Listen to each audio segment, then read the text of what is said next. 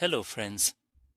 In this video we talked about important equations like Maxwell's equations and other things related to wave theory in the previous video.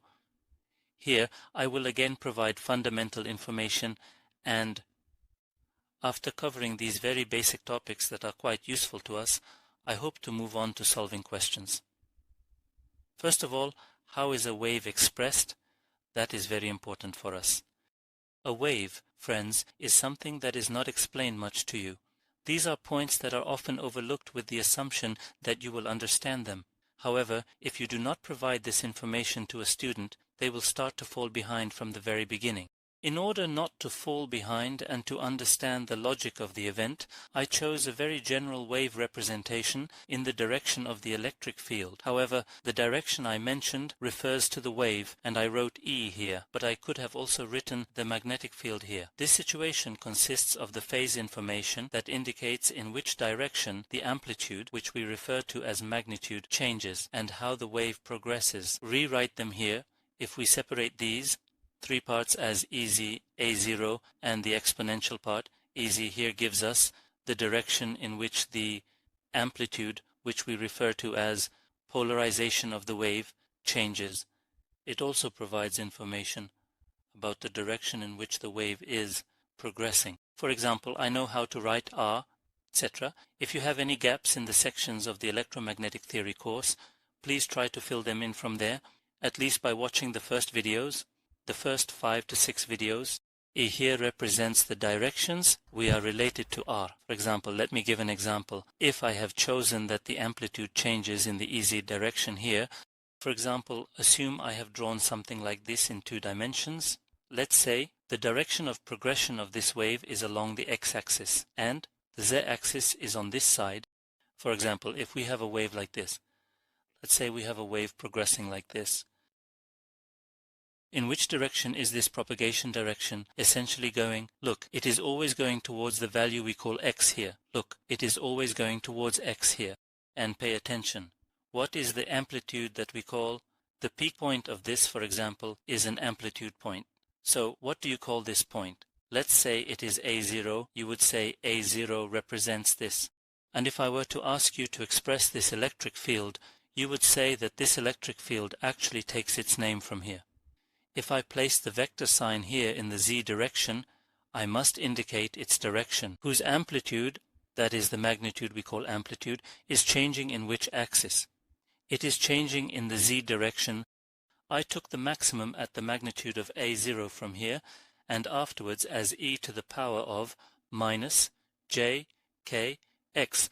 This general representation here will now be our x. And another point you need to know, since I wrote this, it's very good. Look, if it says minus here, it means plus x. If it says plus, then it is minus. You need to know this difference, friends. Never forget this. I won't explain in detail where this comes from. Normally, there is a relation to time here. That's why there is an opposition. Just know this. When it is negative, it is moving in the positive direction. If it is written as plus, it is in the negative direction. For minus jkx, as it is minus x, it is a wave moving in the positive x direction. It is moving towards the positive x direction. See, it took a negative in front. And for the wave progressing in the negative x direction, it appears as e to the power of plus jkx, friends. For example, we have a wave like this. Look, we have a wave like this, and if we want to obtain a wave like this, we need to write k in the most general representation here, with k being the wave number. If we represent it this way, when we represent it with a record, we already write it by looking at the coordinate system. Since our current coordinate system is x, if you want, let's try to write the most general wave here, friends. First, you write it in a record-like manner. Look, let's say k here. And look, I'm trying to write it as a record. Initially, if we think of the angle it makes here, look, both have an angle of... You can do this in 2 ways. You can either use this angle directly, or, since I know that this direction is minus x, you can also do it as cos alpha sin alpha by choosing this point here. I will do it from here, which is the longer route. If necessary, I will also show it from here. For example, I am saying that I am looking at x first, I am looking at x first, I am doing it like this. Look, I am saying that here. This case k, the amplitude magnitude is ultimately k, okay. It is k, and I am first looking at the angle it makes here with x. If the cosine is sticking to this point, if it touches, you know we take its cosine. I am saying that the cosine has made an angle of p minus alpha, and afterwards with whom did I perform the operation? Since I know that I performed the operation with x, I took it as in the direction of ex here. Since I have to write this k as a vector, or in the end what I will do is try to create the wave like this with e to the power of minus c squared a0, and in the direction of ez. Therefore, I need to create this minus c squared. My goal now is to write the k in minus c squared. Since k is a vector, I have to write its direction here. In this way, I perform the operation with x. Since it is cosine of x, and because it is at the position touching this x, you know that cosine was taken here. You remember this from high school. To take the opposite side, the only thing I need to do to take the opposite side seen by this angle is again k, since the opposite is found in sine A, k sine A, pi minus alpha, and I also indicate the direction I am dealing with here. Now our equation is ready here. If we were to rearrange this equation here. Now, the point you need to pay attention to is this, friends. Let's say k cos p minus alpha, for example, how many degrees is it here? What value does cosine take in the second quadrant for an angle greater than 90 degrees? You need to know this. As you know, when cosine is greater than 90 degrees, it is limited by y. On this side of y, it is positive. On this side, it is negative. So this part comes out negative. So negative k cos px is equal to negative cos alpha, and in the ex direction. But there was no issue for sine, as you know. Sine is positive when it is less than 90 degrees and also between 90 and 360 degrees. And we do not change the name here because if it is named according to p and 360 degrees or pi, the name does not change. If you remember from trigonometry, sine of pi minus alpha falls into the second quadrant. And since sine is positive in that region, I expressed this as k sine alpha, e. Additionally, since there is also negative ckr in the general representation. I need to write re here, as we know how to write it in electromagnetic theory classes, friends. Since there is no z-axis in our coordinate system here, and because it is two-dimensional with only x and y, you might remember how it was written, or is written, x in x direction plus a in y direction. If you remember, this changed a bit in cylindrical or spherical coordinates. In cylindrical, it was rho cos phi and so on, and rho sin phi and so on. But for us right now, we write it this way in two-dimensional Cartesian coordinates. Then what does this equation tell me? In a general wave representation, let's say there is a field of magnitude A0, like this. Let's say this also changes in the z direction, with e to the power of minus jkr, and these will be multiplied as vectors. Notice that there is also a default value, meaning in our general initial writing, there is minus jkr. We will confirm later if this will hold by looking at the dryness here. This is the general representation. Now I am writing the values I found here in this general representation, and I need the product of k and re here. Pay attention. I need to find k times re. If you remember in electromagnetic theory classes, results came from these mutual products. If you recall, ex times ex was 1, and ex times ey was 0, of course, if there is a dot product. So if we pay attention here, it means that the only result I can get from the product of these two is from the mutual product of ex's and the mutual product of ey's. The result I will obtain from the product of the other two, let's say from negative k times cosine alpha with y, will be ex times ey, and since that will also yield a result of 0, the result I will obtain will be 0. Therefore, mutual products come into play. So how does that come about? Look, negative k cosine alpha x. Negative. k cosine alpha x.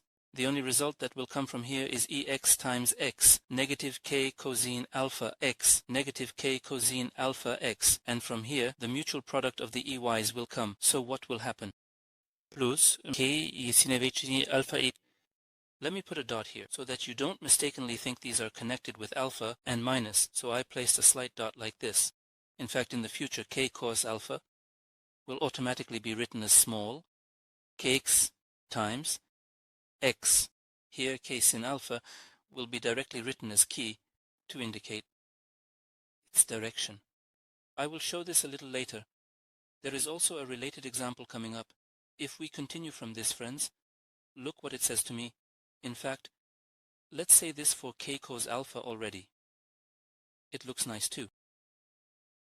Look, let's write the whole k cos alpha like this, or let's do it this way, friends. Hold on, let's not rush. I'm writing k cos alpha like this, saying, let it be kx. I placed a small kx next to it in the figure. Similarly, let's call this k sin alpha as chi. I'm doing this so that the process doesn't take too long. But look, this y is something adjacent to it, so chi is a single thing. Also, I need to write y, kx, is a small thing that is adjacent to this, a single thing. I also need to write x. Now let's write it if you want to. See how it goes? Look, from here is our e. From here, I see that our e is changing in the ez direction of the amplitude, and currently the two waves are going like this. Look at what comes from the product of j, kre, negative kx. In fact, I'm doing this to make it look clearer. Let's do negative kx, x, and positive ky, like this, plus ky. If we were to arrange this, would it be an equation like this? About the direction of progression of a wave whose amplitude changes in the e's direction, meaning the law direction given by negative and negative, what did friends? It made positive j, k, x, x, j. A small adjacent kx is directly replacing the k cos alpha, and you have to write its direction, x. And what is the product of negative j and positive in this exponential? It is negative j, k, y. And itself I. Now we will confirm, friends. How were we confirming? Now, this exponential you are looking at needs to provide this. I am now asking you about this wave, saying that this part is positive y, this part is negative y, this part is positive x, and this part is negative x. Now, if I were to ask you in which two component directions this wave is progressing, what would you say? You would say that this wave, when I divide this wave in two like this, the horizontal component of this wave, let's draw this a bit more neatly. The horizontal component of this wave corresponds to the negative x direction in this way, because when I lay this wave here, it is negative x, and when I lay it this way, it is positive y. So it is progressing in the combination of negative x and north. In other words, it is progressing in the combination of negative x and positive y. So it is progressing in the negative x direction and the positive y direction, and in their combination. Now, I'm looking at the result I found. What did we say about e raised to the power of j kx a moment ago? If there is a negative, it means progressing in the positive direction, and if there is a positive, it means progressing in the negative direction. Let's confirm this first then. What does this mean in terms of direction? Since there is a positive j kx in front of it, this part for me, because it is positive, is in the negative x direction. This part is negative, so it is in the positive y direction. Look, the representation of the wave progressing in the negative x direction and the positive y direction actually comes from here, friends. And we also know that this abbreviation actually holds the place of that page, and that k sin alpha holds ky. This will be useful for us later in microwaves, antennas, etc. This is also used quite a lot. This term represents the wave number, friends. As you can see, we have written our wave nicely in this way. For example, let's see some information like this. Now, another thing we know is the electric field, the magnetic field, and the direction of propagation of this wave. All three of these are perpendicular to each other. Here in the visual you see, I got this from Wikipedia. They have shown it nicely. If you look carefully, the waves are in perpendicular directions. The movement of our wave, the electric field, the magnetic field, and the direction of propagation are all perpendicular to each other. Friends, now, after providing this information, one of the important things for us, as I mentioned in the previous video, is the Helmholtz equation. We will solve this Helmholtz equation in the questions. This part is actually important for the questions. We are solving the Helmholtz equation. In this Helmholtz equation, since the del squared u here is not a vector, it is called the Laplacian. How is the Laplacian written? We have already shown this in previous electromagnetic videos. I recommend that you watch them again. And here, the thing we will use the most is the topic called separation of variables. That is, the topic of separation of variables. I made a video about this separation of variables. However, I noticed that these videos are not watched much, because, as far as I understand, this topic does not seem familiar to students. But this is the essence of the matter. The main reason for this is the most important reason for the lack of interest in these videos. Unfortunately, you are not given proper magnetic education in schools. Normally, these are included in differential equations. You are taught this, but a year passes, you forget, etc. And then you might not even remember that this is related to differential equations. But we use it a lot here, and we will continue to do so. Let me say that in advance. And that's why I said here, please watch the 27th and 30th videos in the electromagnetic theory course. There, at least in Cartesian coordinates, we examined the cases for just the x variable, and in the 30th video, we looked at cases for two variables. And, please, take a look at this. This is, for example, an excerpt from the 30th video. At the end of it, when I solve it, a u like this is found. You can write this either in exponential form or in cosine form. It comes like this for minus kx squared, and it comes like this for plus kx squared. Therefore, these are important. For example, we just did this, asking in which direction this wave is propagating. In which direction is this wave propagating? We confirmed that. If you want, let's do a similar exercise here. What kind of exercise? Now, for example, I mentioned in that video that you can use any combination from here. You can multiply this with that and continue. This with this with that. And by multiplying these two, generally, I mentioned that in limited regions, sine, cosine, or hyperbolic functions are used, while exponential functions are used in places where the wave's front is not cut off. Here, if you want, let's see how it looks by taking only the exponentials. Look, if we only multiply these exponentials, that is a, b, and c, d with each other, it takes this form. So how did we get this?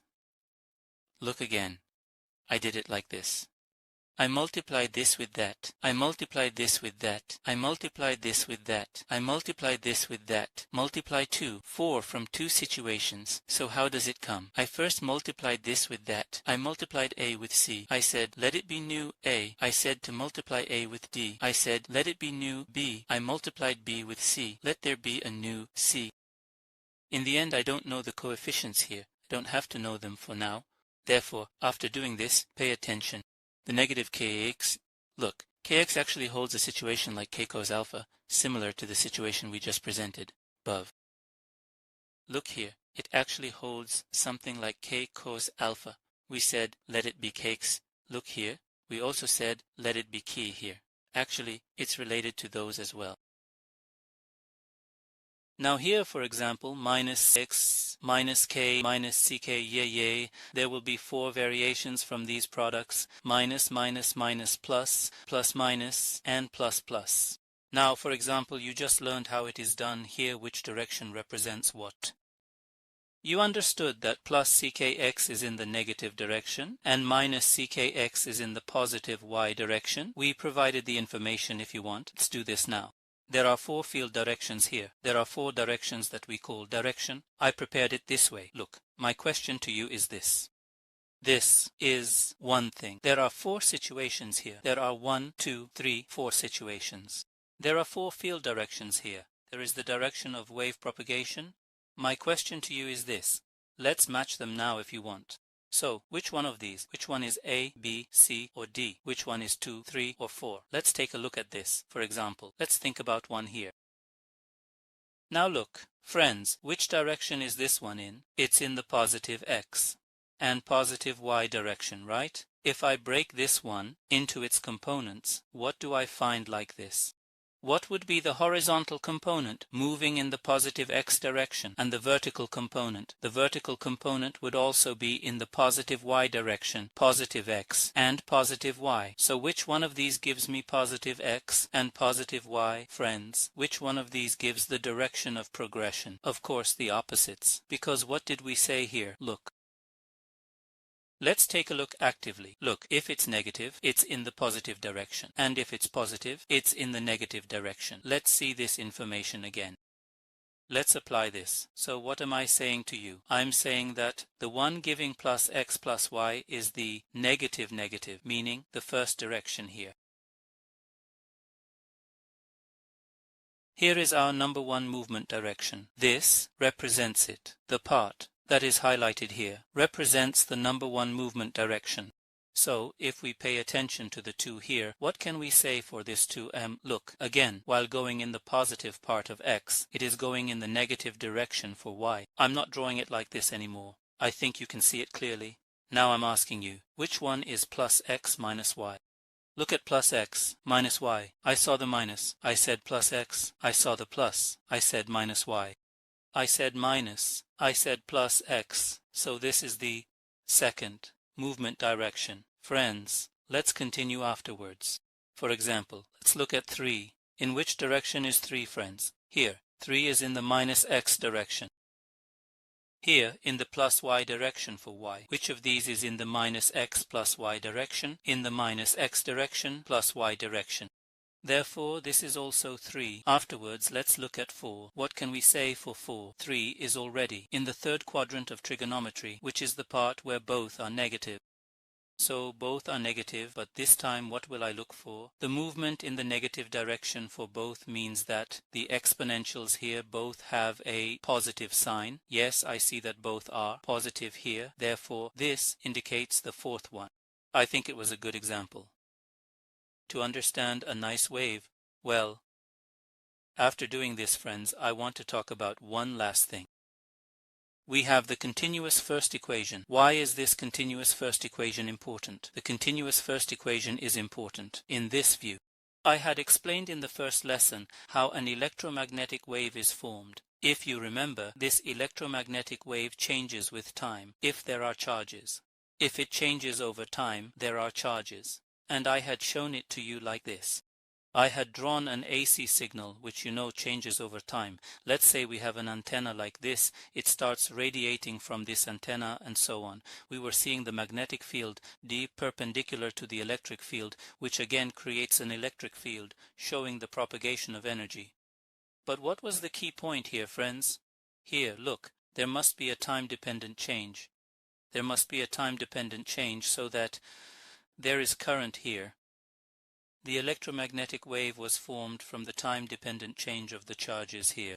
So, the critical point here is, in a way, the current here. Current must be formed so that it can change in this way, and this current must change over time so that fields can be created. Actually, I wrote it here again. Look, this is Maxwell's second equation, which we call the Maxwell-Ampere equation. This is also the Maxwell-Gauss equation. I am using these two, so how do we use them? And what is the continuity equation? This can come up directly as a question, or it may not, I don't know in front of you. But since there is a nice logic to the event, I wanted to touch on this. The logic is this, friends. Here, I take the divergence of this Maxwell's second equation once, distribute the divergence to all of them, and normally, since the medium is air, there is a current source due to the conductivity of this medium. This is the current density, and in this equation, all of their units need to be the same. If you remember, this was the current density. We know this from the first lesson. Since the medium is air, we are not talking about a high conductivity sigma here. Therefore, we can omit this for now while performing this operation. Friends, I have removed it from the equation. Now, how do we perform this operation on these three? Let's take a look at that. Now, what kind of result comes from here? Divergence. Here I have a curl operation del cross H. Now here, I take this derivative. Look friends, I can take it, no problem at all, because this does not pose a problem for me in terms of space or time. Later on here, if we talk about volume, which we refer to as volume, it is within a three-dimensional object, and this is referred to as current density, and is named accordingly. A surface is formed from two-dimensionality on the surface, as you know. On the surface, we can also take it as JES. No problem at all. Right now, how we take this. Now look, is anything established as circular or linear normally? Anything is either circular or linear. Let's say this is the line. If a result comes from this cross product that is different from zero, it means that it is circular. Let's say a result came from here. We saw that the magnetic field is circular. Something like 3, 5 came from here. But if I test that 3, 5 result again by taking the line, I would obtain a result of 0. Therefore, the divergence of the curl of something is always 0, that is, friends. Thus, I said, 0 again, from here. Notice that this is 0. Now I wrote this here again. Look, this is also Maxwell's third equation, the Maxwell-Gauss equation. The divergence D gives the charge density. Then let's write a charge density where I see the divergence D here. Let's see how it turns out. Then 0 came from here. I said 0 equals. Here, a rho V came into D. dt in divergence G. Now, let's leave this alone. Here, if you want, friends, it will be like this. Look. I kept divergence JE here. When I throw this to the other side, we get an equation like this. Let's interpret this if you want.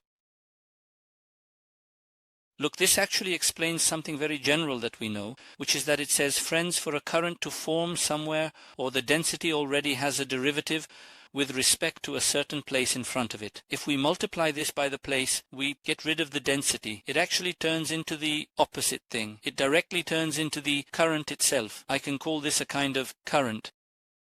Here, rho and charge density. If the charge density in a certain area changes over time, like this, friends, it says, this creates the current. Look, why?